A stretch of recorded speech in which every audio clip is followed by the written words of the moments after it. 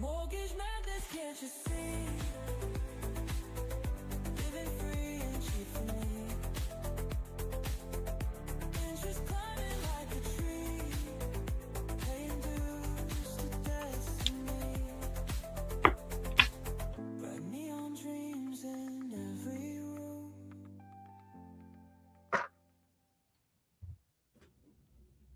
Hello and welcome to a December edition of Season 4 of the MIKEDUP Show, where every mortgage has a story. This is the ultimate hub where the hidden stories behind the mortgage industry come to life. My name is Michael Kelleher. And happy holidays. My name is Michael Zhao. And in every episode, Michael and I dive deep into the entrepreneurial spirit, the strategic insights, and the breakthrough innovations that built the world's greatest mortgage companies. So whether you're advancing your career or scouting industry leaders like John we have today, or exploring opportunities in fintech and prop tech and wondering how mortgage or home ownership on the other side of the chasm is relevant, you're in the right place to find out. So get ready to unlock the story behind every mortgage. Today, we have a special guest for me, S. John Murray, who I'll be calling John throughout today. Yep. And he and I have crossed paths. When I created the mobile app, I would find myself running into him at the MBA scene, at Lenders One and other cooperatives in the 2014, 15, 16. Now, we've had other people on here that you could say the same thing about, but very few were from Massachusetts. So very few were just a stone's throw or, a couple miles or a train ride away. And so anytime I would see John, we'd have sports. The local teams were doing pretty well during that time. So we got to know each other really well. I would call him when I had a new idea. I had an idea at the time. We were white labeling mobile apps, and we knew we could really get to the next level if we just made a commercial app that loan officers could download, that we didn't have to white label for the company. And we made this app called Loan Squatch. My favorite.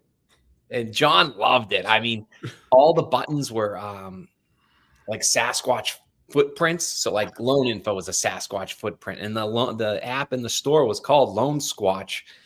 We own loansquatch.com.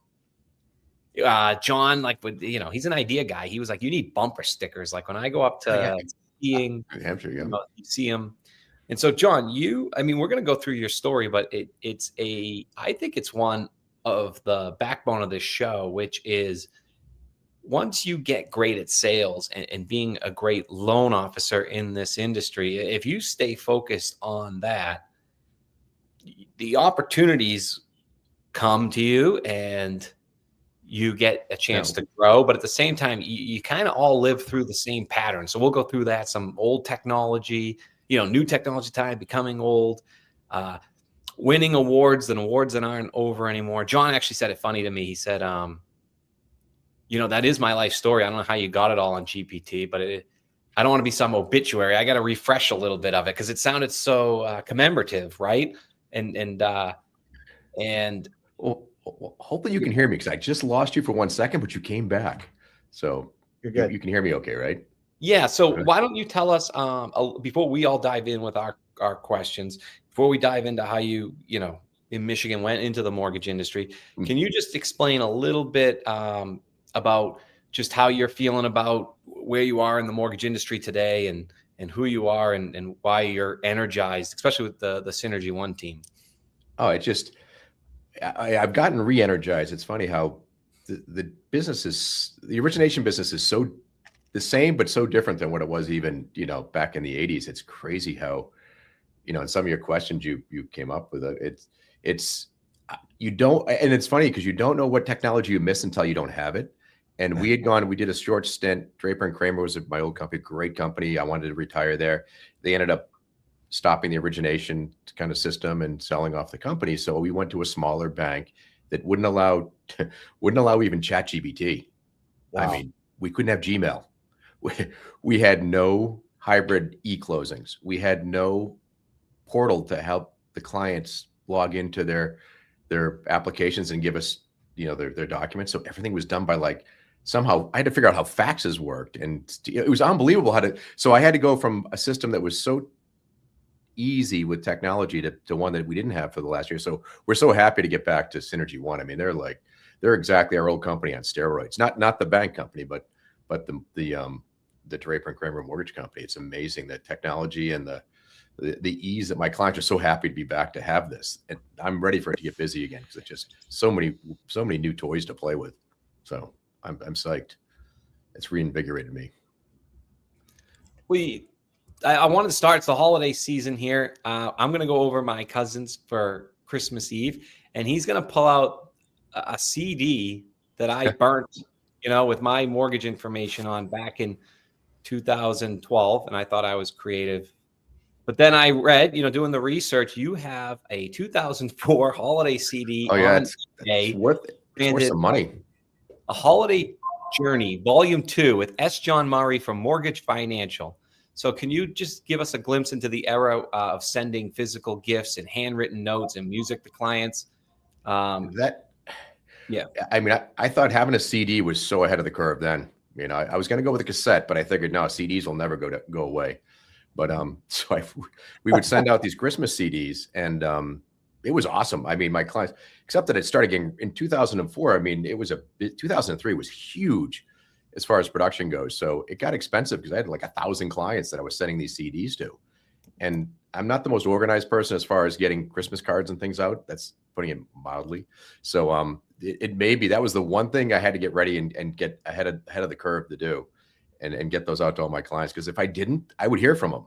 I got a lot of crap from my buddies though, that were like, "Oh, thanks for sending me your Christmas holiday journey," and all that. But it was the best marketing piece. It had my picture on it, and they and again, I couldn't send it late because you're not going to listen to "I'm Dreaming of a White Christmas" in January. So it had to go out and get to their house. But unbelievable. Like, they just waited for this thing, and I had to keep on remembering which ones I didn't send. I did it for like 6 years. So it was a whole group. I met you too late. You would have been on my list. I was going to have my son bring it in. I wish I did, because I still have them. I have to dig out the CD player though, so I can play it. Wow. John, let's go back in time, back into the 80s and start with your journey. I think, or maybe even earlier than that, I'm not sure. But if we can trace you back into your days into Michigan, and really talk about your start in sales. Would you be on tell us your story of how you got into sales and what you did in order to start your hustle, or your journey of the hustle? It's funny because through college I learned that the easiest way to make money was waiting on tables, and so it gets overall. I think all the best originators probably start out as waiters or waitresses or bartenders, because you get to learn to talk to clients and not be nervous about it. And so, because I'm not great with public speaking or any of that type of stuff. I just never was. That was not what I wanted to do, but I didn't mind talking one-on-one with any of my clients. And so when we were at Michigan, there wasn't a lot of opportunity in 85 when I graduated and getting into 86 for any type of a job. So the only one that came out there was American Frozen Foods from Woburn, Mass. And I didn't want to stay in Michigan. I mean, I don't know if you've been out there for any length of time, but it's flat. There's no ocean.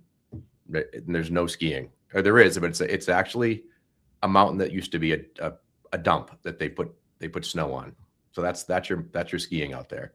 So I was coming home, and so I got into sales. Unbelievable training for American Frozen Foods to learn how you flash freeze meat so they don't, you don't break the blood vessels, and the type of cuts, and boy, I'd sit down with a family, and I'd you can get this with fillets and all the different London broil cuts and the different hamburgers, and we'll even throw in a couple of turkeys, which I hate asking for referrals because they had to give me like 10 referrals, and I get a turkey, they get a free turkey. So that part of me is tough. I have a tough time asking for referrals for my clients, because I'm afraid I'm actually like the American Frozen Foods guy, just saying I'll give you a free turkey. Wow.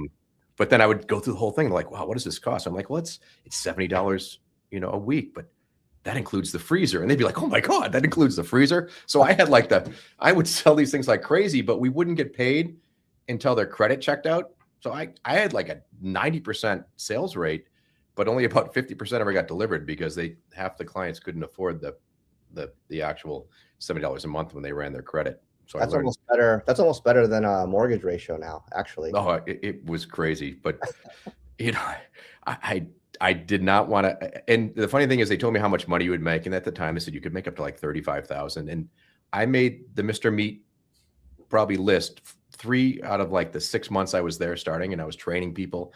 I'm like, look, if I'm Mr. Meat and I'm only making maybe $1,000 a month because of all the different, you know, and my friends loved the Mr. Meat thing. That was another one that got me. But anyway, I realized this wasn't going to be a career I wanted to stay in, and it turned out to be a little bit. The meats were unbelievably expensive. I started doing the math out, and they're back then it was like $30 a pound. I'm like, wow, this is not something I feel comfortable. Like, you know, I finally got to the point where it was one of my good friends' wife's family, and they were older. And they're like, oh, we trust you. We're going to buy from you. I'm like, no, I can't do it. You can't buy this stuff. It's way too expensive. So that's when I went to interview with Farragut Mortgage and Origination, and the rest is kind of history. It was crazy. Can you tell about that first year of transitioning into mortgages and then going from brand new? Back then, you didn't need an NMLO license. It was if they hired you, you became an originator. So what was the first week, the first month, the first half month, and then all of a sudden going from brand new to all of a sudden running an entire branch in a year? Well, that was the crazy part was, you know, I didn't even know how to spell mortgage. I don't think I have a tough time spelling mortgage right now, but I had no clue to get into it. So, but I was extremely lucky. I worked for a company called Farragut Mortgage, and at the time when I started, they were the day I started, basically, I think it was that week, we were the first company in the country to break 10%. And you would have thought we're giving money away. So I was training with my loan officer friend who became my manager, who then became a stockbroker afterwards. But he did 14 million the first month in February of '86. And, what was and the average loan size? 93.7. Can you imagine how many loans that is? All by hand, all by those little, I don't know if but we had the white, the pink, and the yellow sheets that you had to sign for your applications. Press hard. Crazy. Yeah, they pressed. Yeah, you had to press through it, and I always forgot the wrong. Oh my god, I took the pink one, not the yellow, and it was always like crazy. But so my first 2 weeks, I did 6 million in loans. I thought this is insane, and I was getting 55 basis points. So I made more in 2 weeks than I would have made what they lied to me about making at American Frozen Foods, which is just, I thought this is never going to end. This is the best thing in the world. My family thought I was working for like drug dealers. They're like, you can't make that kind of money.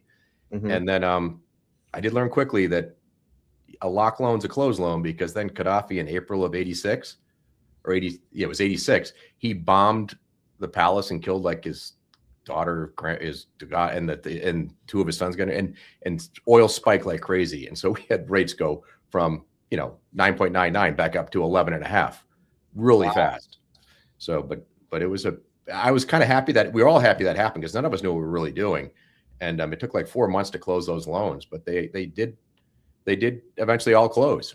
So during that time period when rates went from 9 to 11.5 back in the 80s, technology is super antiquated compared to today. And there's no internet back then. So you don't email people, you door to door, you have a ton of experience in door to door. And then I want to take it back to today, where we have more accessibility to communication, more accessibility in reaching out to people, either in conferences, either Zoom calls or internet phone calls, FaceTime. And it seems like today it could be easier, because you don't have to press hard, go get the actual physical loan application, right? But yet the interest rates went up, and everyone's like, I'm only doing like 1 to 4 loans. But here you are in a 9% interest rate environment, going up to 11, and still potentially going up to $10 million a month. How does someone in a mindset capacity go in not only in origination and also in leadership, take it to where you just grind it and grit it and just hustle through it? Well, it's funny. I mean, I just learned always the harder you work, the more loans you can do, and just keep on working hard and getting back. And it is now, I think it's so much easier. I mean, everybody's complaining about it, and I don't want to sound like the guy, my day I used to walk back and forth in the snow. But I will show you one thing I wanted to bring. This is what got me through it in the beginning. this bad boy, I was so ahead of the curve with my technology. This, that was how my clients got in touch with me. Of course, I had to make sure I was next to my car, because if you didn't have that, you couldn't plug in your phone. But that's what we had. And you talk about you think you got it tough. We used to get the credit reports, and if they ever went off the little rail, I don't know if you talked to people that had that, but the credit reports would come out on this little reel thing, and it would take a couple of days to get them. So you never knew if your client qualified for a while. But if it ever came off that little digits, it would just make a big mess. It wouldn't even be a printout. So it was insane. And we had to like handwrite everything. So we had to hand deliver and hand sign everything. You couldn't go in the mail with it. So finally we got to like 93. We were doing the same kind of volume again, 93, 2000. I've gone through a whole bunch of these cycles, but to now to be able to sit there on your phone, be on a ski lift, say, oh, your closing documents are there for your client. You hit a little button and sign it. It's just so simple. And my clients don't have to try to track me down on that. They actually can reach me, and not, because I never gave out my cell number because it was so expensive to call on that thing. I think it was $1 a minute. So, I mean, I couldn't, so it got crazy. But to answer your question now, I think we have all the technology in the world, but we also have we have a lot more competition. You've got all the servicers that they've gotten really smart and really good at retaining their servicing. And so that's a big challenge for all of us, I think. Yeah, I think competition is definitely the most overlooked part of it. The attention, the eyeballs. When I hear stories, I also find it very interesting. The 90s are like the lost time. So like we have a lot of guests on here that talk about their venture in the 80s. They get to some point in the early 90s, and then you don't hear from them very often. I was watching the Kevin Costner Beautiful Day of Christmas about the birth of Christ, and he talks about Jesus' time in Egypt sort of the same. You don't really hear much. I think or maybe when he went to Nazareth, but like him growing up, you don't hear much about that. I feel like that's a lot for the 90s because, and I'm doing a segue to point out, I mean, you were an advisor for Sue Woodward's the mortgage market guide. You were doing trainings nationally. Barry Habib, but like Barry Habib, Todd Duncan, Scotsman's Guide, these all ring, and maybe they were before, but to me, these stories I know about them like 2004. Mortgage Originator magazine, mom. Yep. So like what goes on from 93? Oh, and so you're a top originator. We can get in later how family sort of determined your current route versus getting the big team and trying to Scotsman's Guide it every year, right? But 93 to 2004, let's say, the internet comes around. Like now that Mike said it, was that the difference? Like it used to be a lot more door to door, and nobody wanted to do door to door. So if you actually worked hard and were comfortable, less competition, people didn't mind sending emails and building websites. So that's why all of a sudden it got harder. Or like what? Oh, it's funny because the email just kind of started in like 92, 93. So we really didn't have, but it was busy then too, because we had another refi boom. It seems to happen every 5 years or so. We're overdue. We're going to have a big one again. And so, but it was 93. We went through 86, 87, and then 92, 93. And then, again, we had like 98, and then 2000 started one, and then it got huge. 2003 was probably one of the biggest years we had. But by then we were able to finally use computers and laptops and actually take the loan application. Well, I would do it over the phone.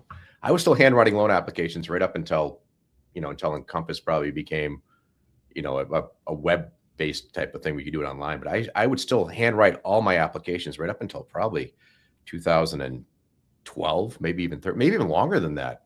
So I was always still doing the old school. And I learned that. I remember the Sandler Sales Institute. I don't know if you remember that guy. Oh yeah. Yeah. That was the first training I got. And I'll never forget, like you said, you talked about how if you're sitting in a doctor's office and you're like, oh, I got things to do. I can't believe I'm, sitting here. You're sitting in the doctor comes in and you're like, come on, how long is this going to take? Then he puts up the chart. He's like, ooh, you're like, wait a minute. Now, could I die?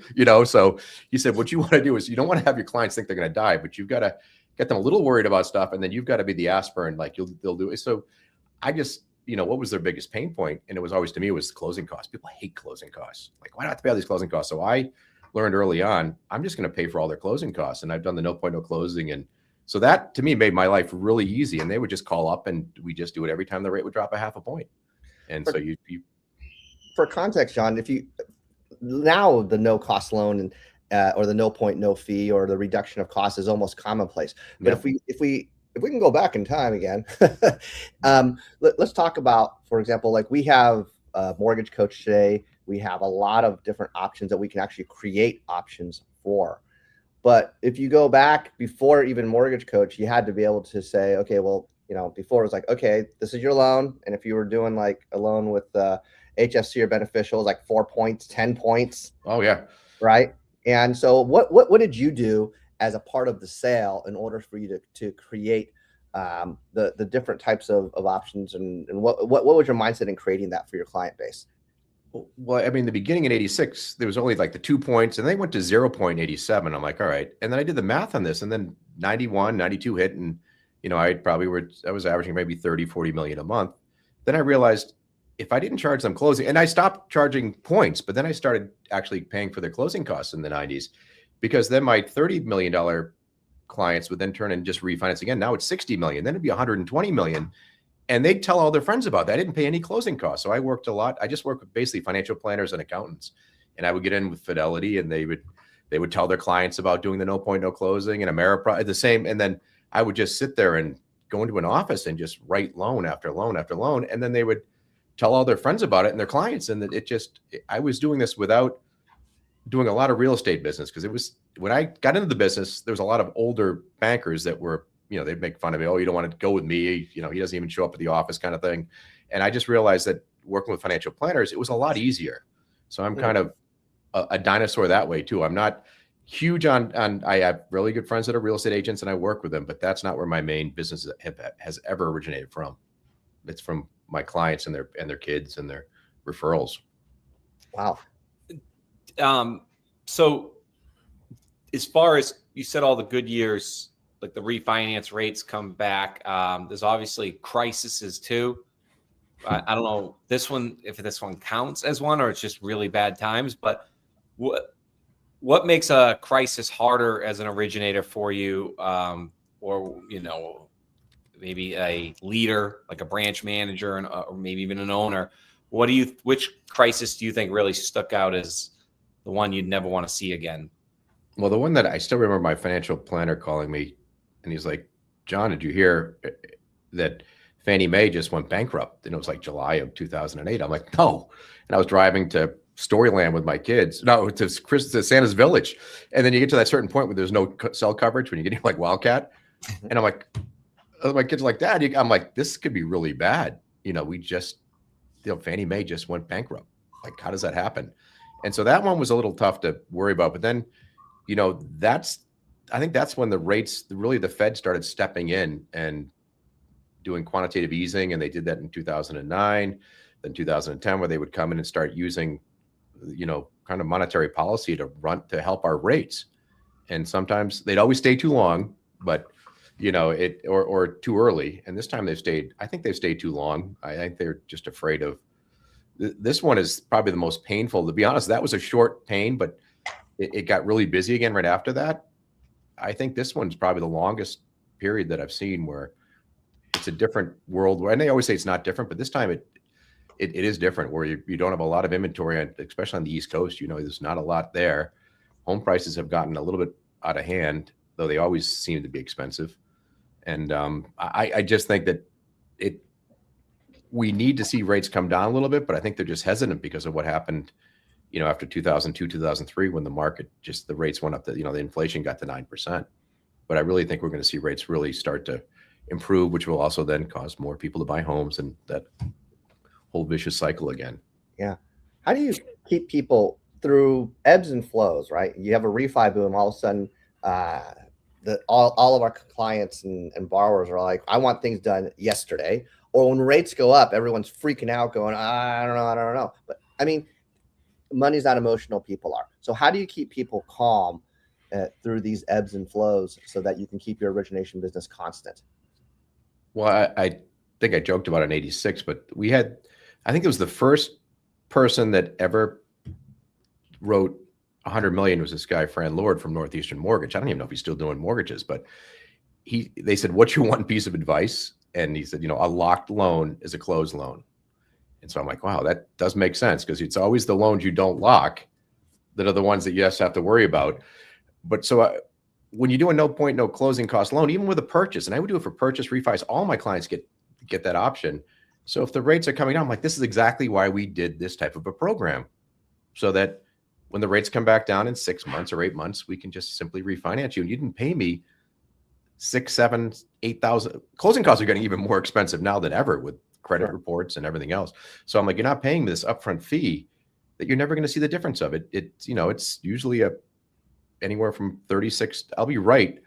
It takes at least 36 to 54 months to pay back your closing costs. And I've got 3 years to be right with my clients. I'm going to be right. It's just a matter of time. So that's how I keep them. I say, you know what? If rates go up, I'm like, this is why we locked you in. Rates go down, this is exactly why we did the no point, no closing. So to me, it's a perfect vehicle for my clients. You can't lose either way you win. It's like, and you always get a Christmas CD. Like, yeah. What else And who knew I'd start looking like Santa? So it's like, yeah, like somebody fell on your roof and you had to sign the clause.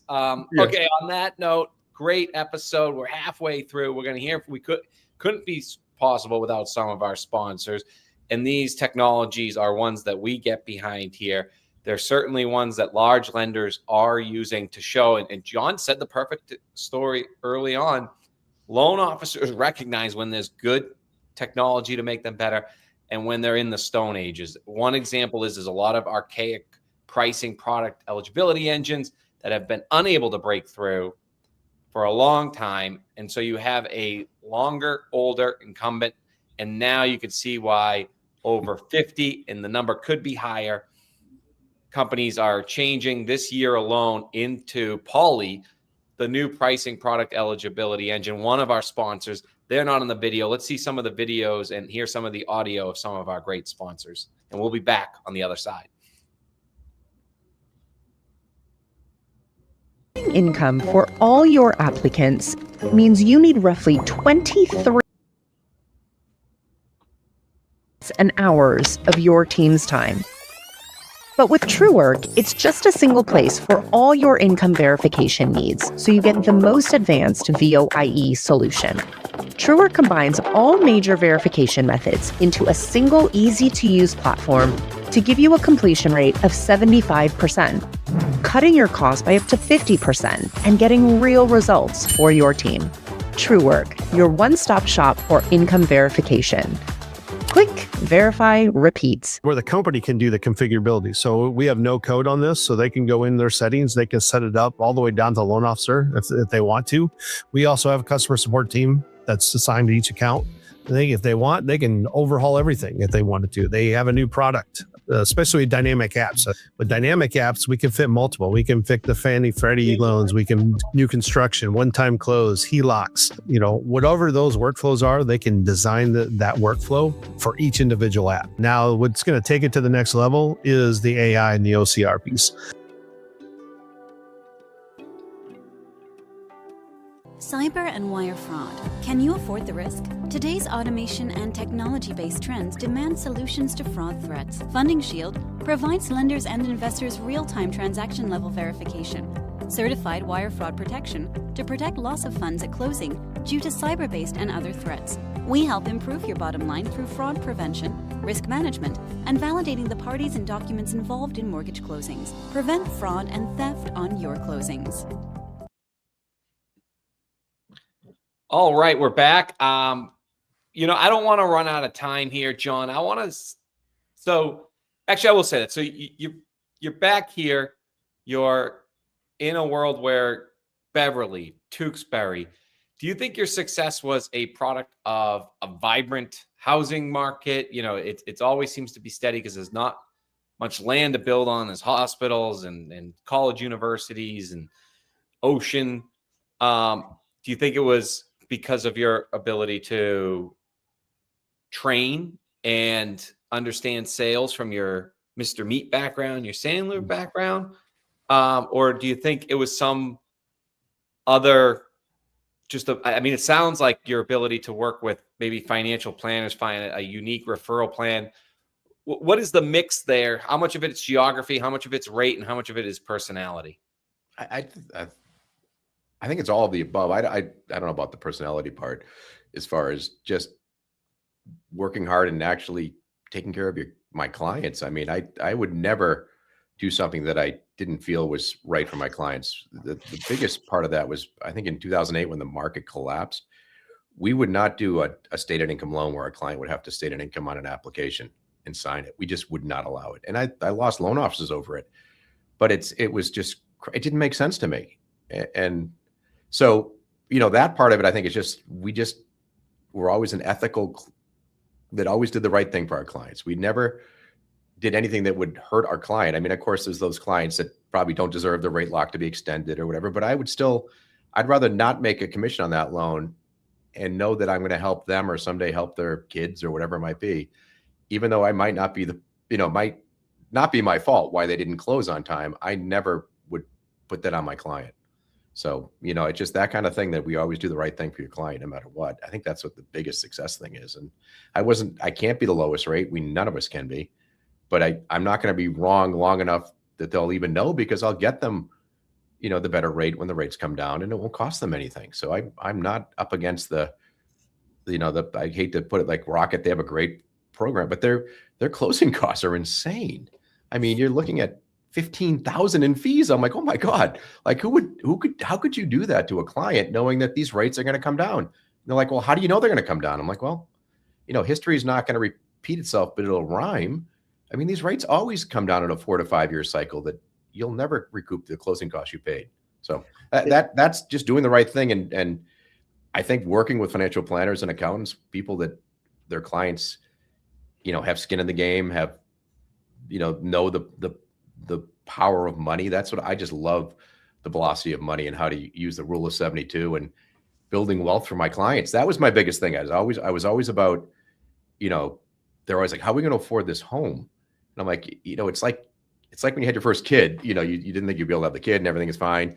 When you buy that first house, I've done so many of my clients' loans that I'll do their loan again as a refinance a year later, and they're going to have just as much money in the savings as they had before. They haven't adjusted their spending. Well, they did, but they didn't realize it, because now you've got this giant kid and you don't realize you don't go out as much, but you don't notice it.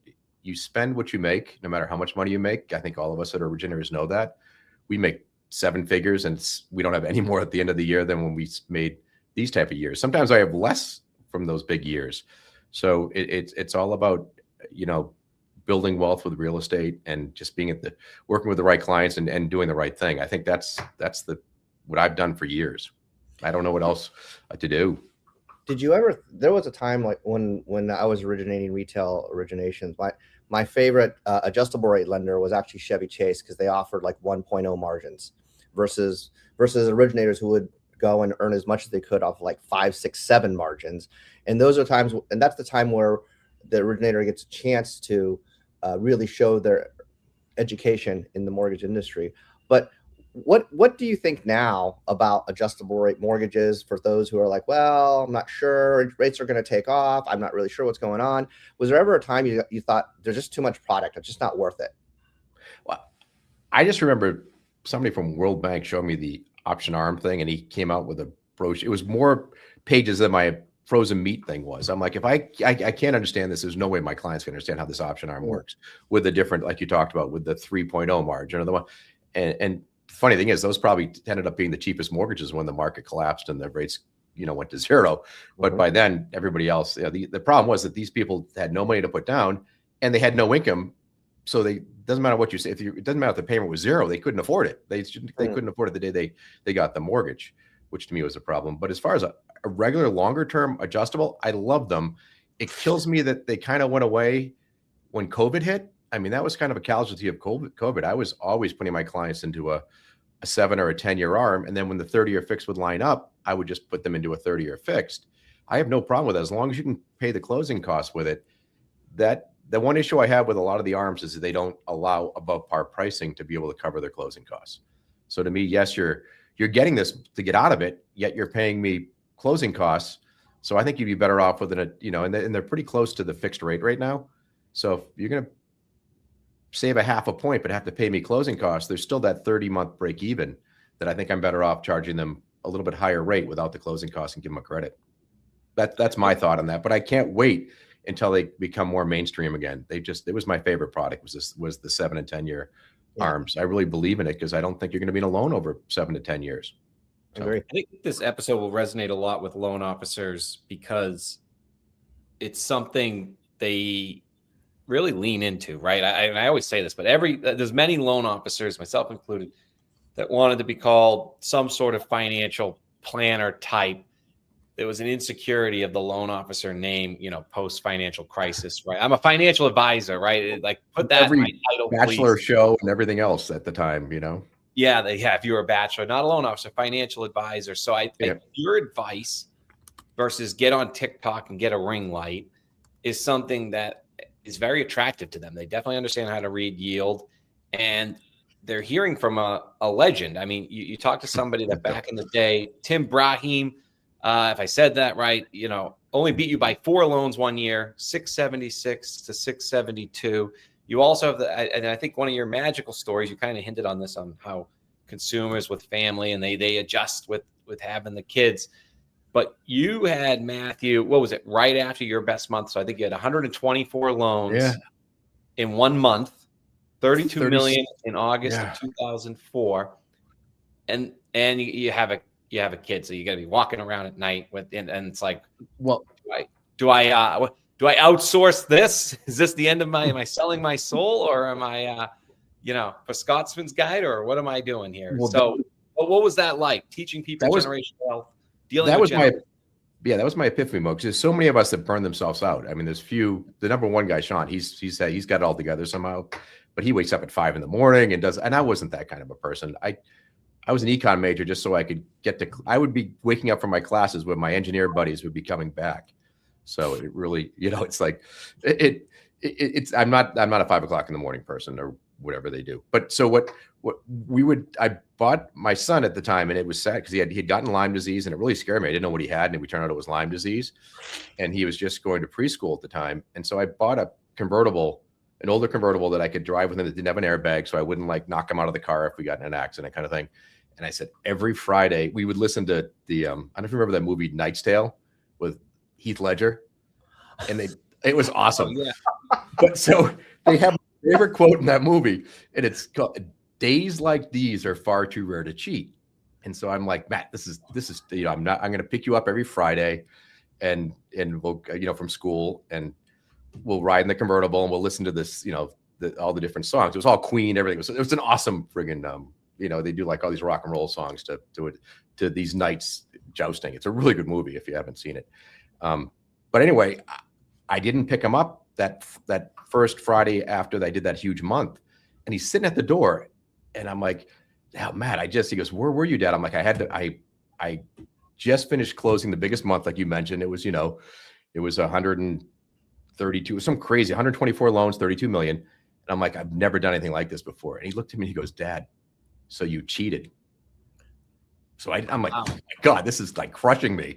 So I'm like, you know what? It's not worth risking I don't care if I do, 300 million. I'd already done, the $180 million years, 160 million. I'm like, it's not worth losing my family over. So I didn't, it really affected me. And it made it so that I realized that, yes, it's important to make sure I take care of my clients as much as I can, but I'm not going to sit there and risk my whole family for it.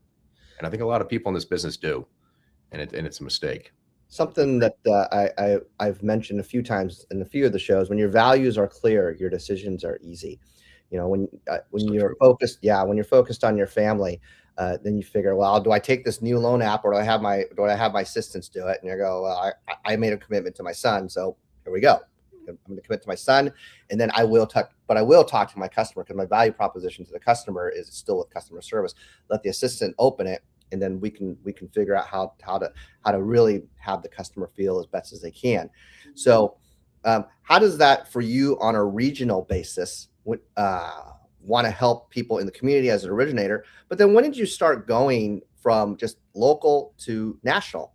and thinking this is the time where I can now also give back to the community, going to national conferences like the MBA, or Lenders One or whatever. I was fortunate to work for Jim Pertell in the business, and our president's club would be to see like Barry Habib. That was or we'd go to Steve Marshall's events.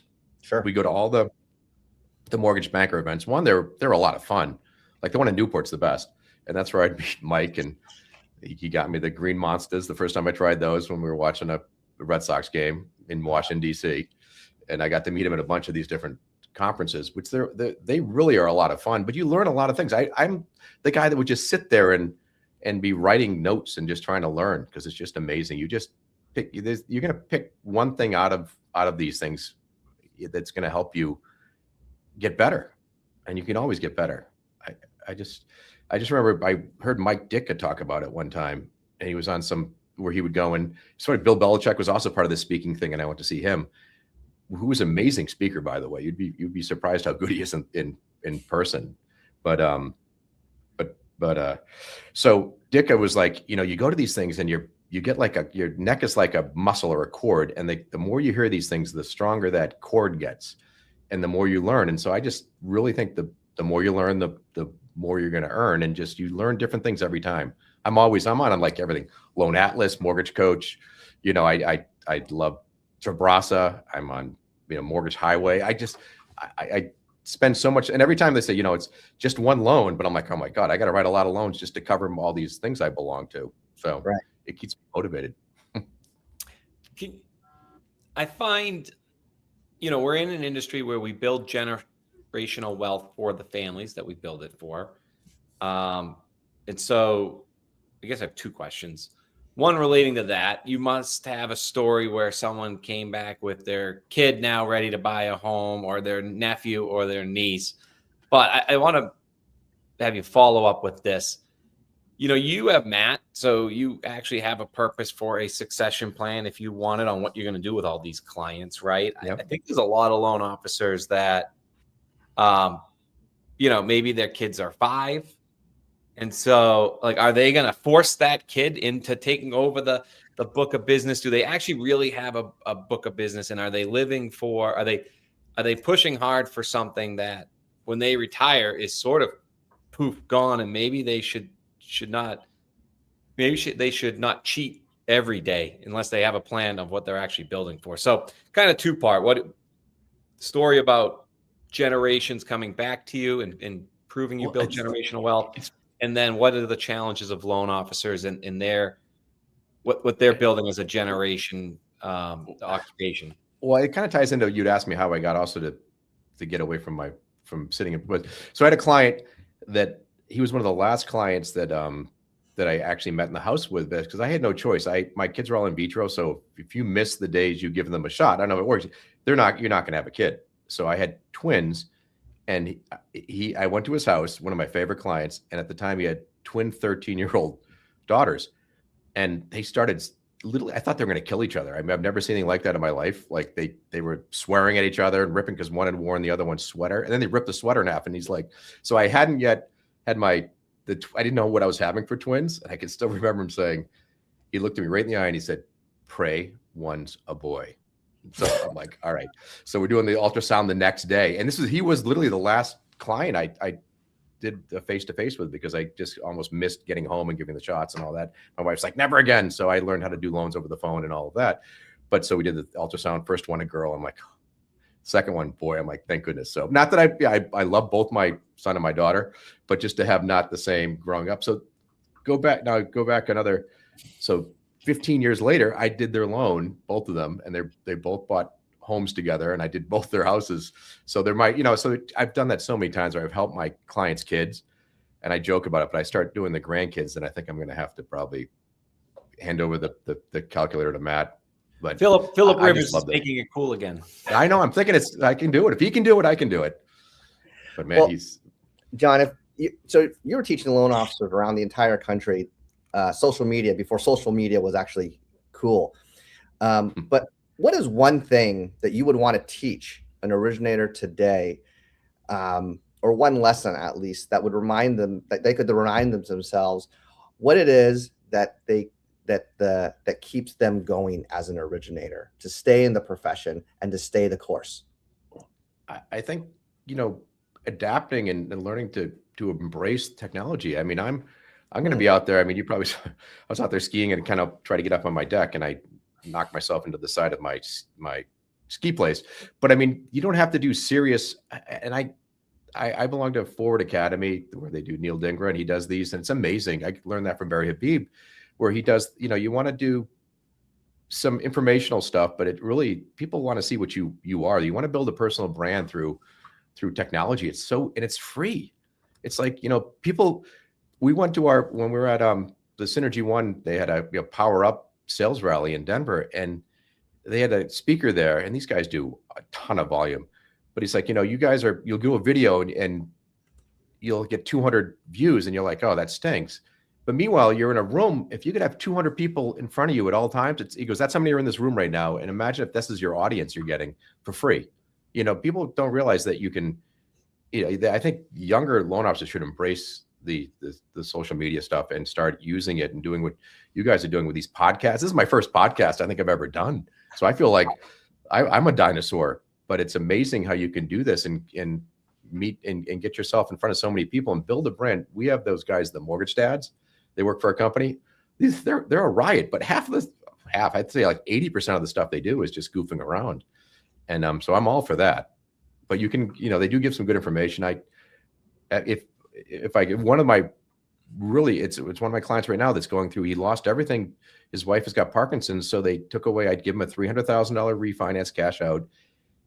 We didn't do the right it wasn't my fault at the time, but I should have suggested going to a probate attorney because he didn't. She got Parkinson's. They took the $300,000 that he had for his retirement.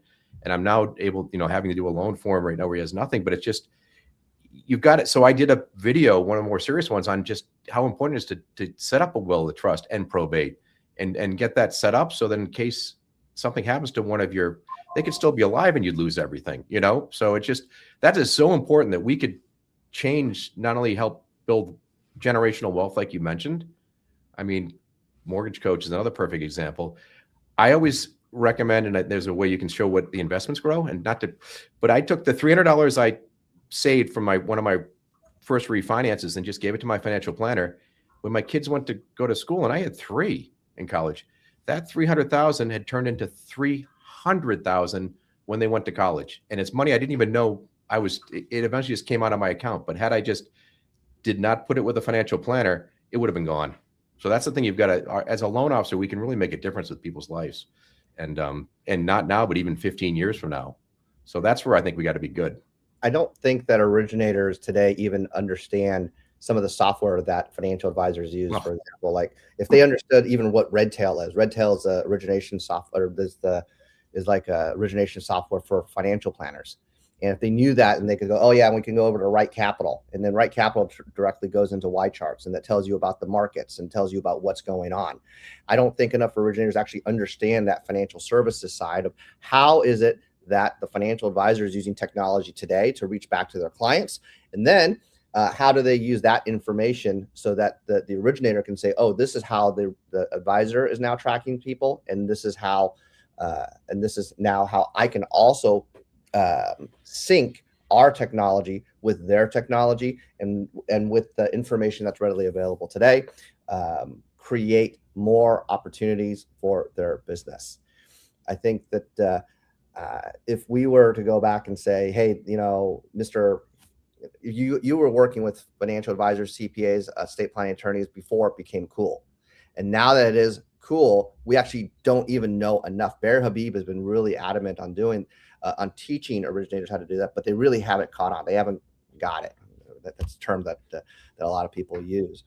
So if there was someone that's brand new, like you were back in 1986, and they're coming into the business today, what is a story that you would tell them that, and is this the same story that you would tell your son?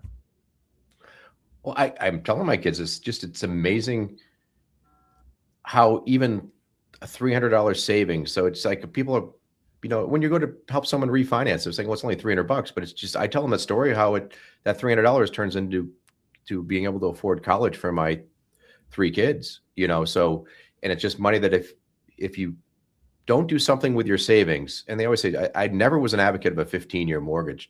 So I said, look to the longer, and I have a book, and it's funny. I went to look for it. I think Matt hit it again, but it's Die with Zero. Awesome book. And the guy, it's not that you don't have any money when you die. It's that you have enough money to pay off your mortgages. I told him I'm leaving this earth with the big, and I tell this to my clients. I always tell all my clients this, that I'm leaving this earth with the biggest mortgage I can and let my kids friggin' worry about it, because I'd rather have the money that I can then use, the financial freedom of having that money saved somewhere else. And that's what you have to learn, is that the power of that rule of 72 and having money. And I tell all of them my Warren Buffett quote that, if money doesn't work for you while you sleep, you're going to work until you die. And I want to work till I die, but I don't want to have to work till I die. So, I mean, that's the biggest thing right now, is to let them know how you can help build wealth, build real estate. What is it? It's 40 times the people that buy a home are 40 times more wealthier, build wealth 40 times faster than ones that are renting. And, that it's just incredible that it's just the best vehicle to have out there, to use that and then to leverage that, and then take that money that you can save from refinancing and all of that to build your future when we have kids and they're in college. It's just, we can make a difference in everybody's life. And I think it's not just doing someone's loan and trying to get 100 million and I did 1,000 loans. It should be more than that. And that's what I think a new loan officer we have to be more than just writing loans, because we're going to get replaced. It's too easy. You talk about new loan officers, just going back to the other question I had about legacy and what do all these, I think the average age is 54 of a loan officer. Geez, I should be retired soon then. Go ahead. What do you Young whippersnappers. should be the plan for the alumni class of yours and even the ones younger than you? Like, what should they be passing it to their company? Should they be passing it to somebody they know? Should they be mentoring it to pass it? Or do they just let the candle kind of go out and know they did a great job while they were here in the industry? That's kind of a sad, that's what I felt. I actually feel as that was going to happen. So I want and the problem is I love this business. I think you've got to love writing loans. I mean, it's a certain amount, there's a certain kind of person that loves doing this. And I don't know what else we could possibly do. But I tell them there's nothing else that you're going to be able to get the freedom. I mean, I was at the time, even, 4 or 5 years ago when COVID hit, we were making more money. I said, I am now making more money than one of my clients that's a rocket scientist and the other client that was a brain surgeon put together. My income was higher than both of their incomes put together at that time. Of course, they're still making that kind of income. And, we know what happens to the mortgage industry, but there's no other, and I got to see all my kids' soccer games. I got to travel. You get so much freedom in this business. I don't think there's anything else that's going to allow this, but I really think it is something that I'd have a tough time telling, Matt's got my pipeline to help me and my clients and everything, but a new person coming in, it's going to be tough because you've got AI, if you're just going to be a mortgage loan officer and write loans and not do more for your client, you're going to be replaced. We are replaceable, unfortunately. Is there anything that you wish that throughout your career that you wish you would have learned, like you're doing it today, but you didn't do it in the 90s, or you didn't do it in the 80s or 2000, in the early 2000s, and you go, you know what, that's really good in the tech space. I like this. Oh, the tech space, I try to embrace all the new technology I can. But as far as I wish I had spent more time actually working with real estate agents, because I realized when the refis go away, they're pretty important, and so even now, I mean, I've always done purchase business from my financial planners and all that, but it's not the same as getting a lead from a real estate agent. So that was the part that I really think I could have, but I also think I would have sacrificed my weekends and being able to ski with my kids and stuff, because they're a little bit more demanding than my financial planners and my CPAs as far as their clients go. So I think that's part of me is happy I didn't, but the other part of me feels I could have probably done a lot more business if I had kind of built up that pillar of business.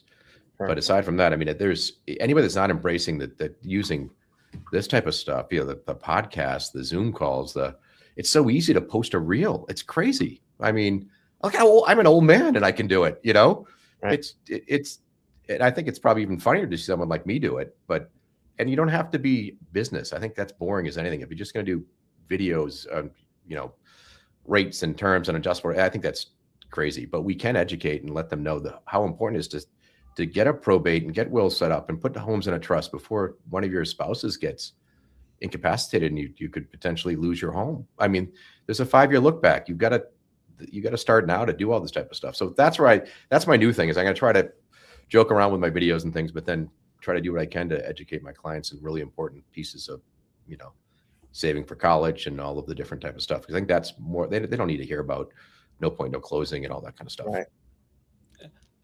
Well, thank you. And before we say farewell, John, anything, you get some listeners, maybe they want to work under your wing for a year, work with you or work with Synergy One. Can you maybe tell us just how they can get in touch with you, why you enjoy getting up every day, and why Synergy One is such a great place, or why your office is such a great place, and why you're looking forward to the ski season coming up here?